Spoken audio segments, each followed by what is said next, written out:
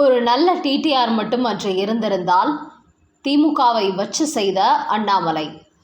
தமிழக அரசியலில் தேர்தல் களம் மிகவும் சூடுபிடித்துள்ளது.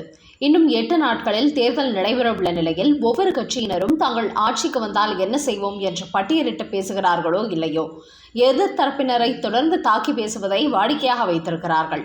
அப்படி சமீபத்தில் தமிழக முதல்வர் ஸ்டாலின் ஒரு கூட்டத்தில் பேசும்போது, அதிமுகவுக்கு அண்ணா என்கிற பெயரை பயன்படுத்தும் உரிமை இல்லை, திமுகவுக்கு தான் அண்ணா சொந்தம் என்று கூறியிருந்தார்.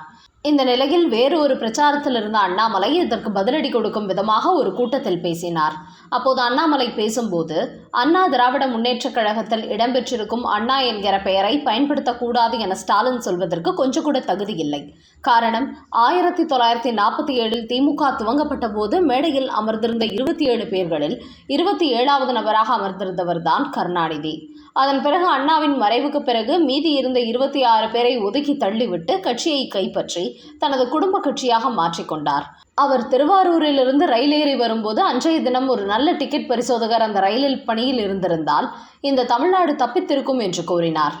கலைஞர் கருணாநிதி ஒரு காலத்தில் திருட்டு ரயில் ஏறி வந்தவர் என்று சொல்லப்பட்டு வரும் விஷயத்தை சூசகமாக நையாண்டி செய்து பேசினார் அண்ணாமலை. அது மட்டுமல்ல, பிரதமர் மோடிக்கு மு.க. ஸ்டாலின் கடைசி எச்சரிக்கை விடுப்பதாக கூறியுள்ளது குறித்து அண்ணாமலை பேசும்போது, இந்த எச்சரிக்கை வெங்காயம் எல்லாம் உங்கள் அறிவாலயத்தோடு வைத்துக் கொள்ளுங்கள், கோபாலபுரத்தோடு வைத்துக் கொள்ளுங்கள் என்று காட்டமாக பதிலடி கொடுத்தார்.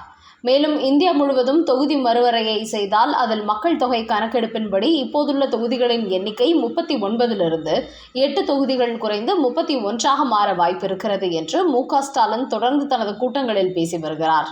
அதை நான் என் உயிர் மூச்சுள்ளவரை எதிர்ப்பேன் என்றும் கூறி வருகிறார்.